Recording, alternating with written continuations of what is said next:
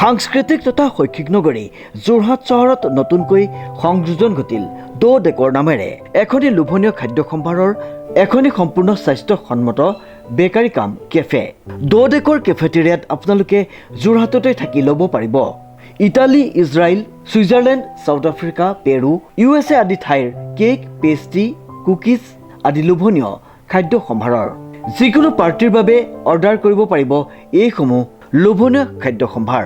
গতিকে আজিয়ে আহক সপৰিয়ালে দ' ডেকৰ বেকাৰী কাম কেফেলৈ আৰু জুতি লওক সুস্বাদু স্বাস্থ্যসন্মত খাদ্য সম্ভাৰৰ। আমাৰ ঠিকনা দ' ডেকৰ সঞ্জীৱনী নাৰ্ছিং হোমৰ কাষত, এটি road, Jorhat. Good evening, viewers. In the studio, I am Alfil Hajurika. Welcome to News Now. Let's see today's news. Central Rongali Bihu Convention at Gorokhia Dol in Jorhat. The 54th Rongali Bihu Honmilon under the aids of Brihotra Baligaon Kendra Bihu Honmilon and in association with all Gorokhia Dol residents is being held at Gorokhia Dol Kola Kristi Kendra from today. As part of the program of the first day today, the flag was hosted in the morning by the President of the Central Committee, Niren Bhattacharya. The service and blessings of about 28 elders are also received. Later, various competitions such as Husori competition, Gamusa competition, Pitha competition were held. Jorhat District Culture Association President Jugen Chandra Nauk will inaugurate cultural program. Popular singer Abhinandan Dihenia will perform at the end of the day's competitions. ঐতিহ্যমণ্ডিত এই গৰখীয়া দৌল মন্দিৰৰ প্ৰাংগণত গৰখীয়া দৌল কলা কৃষ্টি কেন্দ্ৰৰ সহযোগত বৃহত্তৰ কেন্দ্ৰীয় বালিগাঁও বিহু সন্মিলনে তিনিটা অনুষ্ঠান বিশেষভাৱে ৰূপায়িত কৰে: ৰঙালী, মাঘৰ বিহু আৰু কাতি বিহু।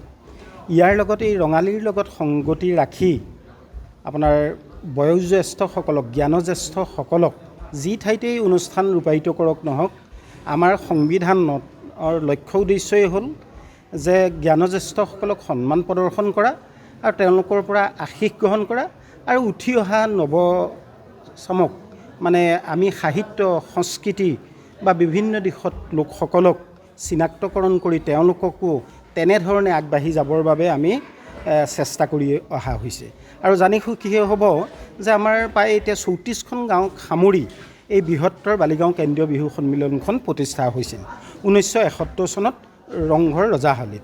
আৰু তাৰ পৰা সেই ধাৰাবাহিকতা ৰক্ষা কৰি বৰ্তমান আজি 54 সংখ্যক ৰঙালী বিহু কেন্দ্ৰীয়ভাৱে এই স্থানত উদযাপিত কৰা হৈছে। ইতিমধ্যে আমাৰ সভাপতি নীৰেণ ভট্টাচাৰ্যদেৱ আৰু সম্পাদক নকুল চন্দ্ৰ ভৰালীদেৱ এয়া আছে আমাৰ কাষতে, আৰু সহকাৰী সম্পাদক ইন্দ্ৰজিৎ বৰা।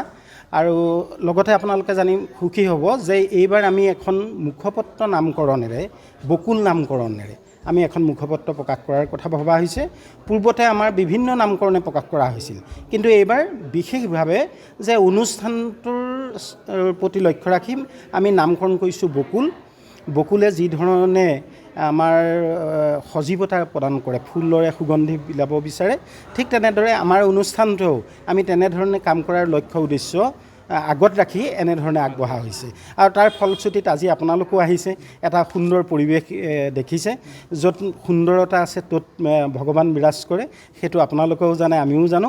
আৰু এই ধাৰাবাহিকতাটো ৰঙালীৰ ৰঙেৰে আমাৰ মনবিলাক উপচি পৰক, অনাগত দিনবিলাক ৰঙীন হওক, তাৰ আশা কৰিয়ে আজি এই গৰখীয়া দৌলত, ঐতিহ্যপূৰ্ণ গৰখীয়া দৌলত আমি সমবেত হৈ বিহু পাতিবলৈ, উদযাপিত কৰিবলৈ আমি মনস্থ কৰিছোঁ। ইতিমধ্যে 4টা কাৰ্যসূচী ইতিমধ্যে সমাপ্ত হৈছে, আৰু পিছৰ কাৰ্যসূচী আমাৰ পিঠা প্ৰতিযোগিতা আছে, ঢোল বাদন প্ৰতিযোগিতা আছে, কাইলৈ বিশেষভাৱে আকৰ্ষণীয় হুঁচৰি প্ৰতিযোগিতা আছে।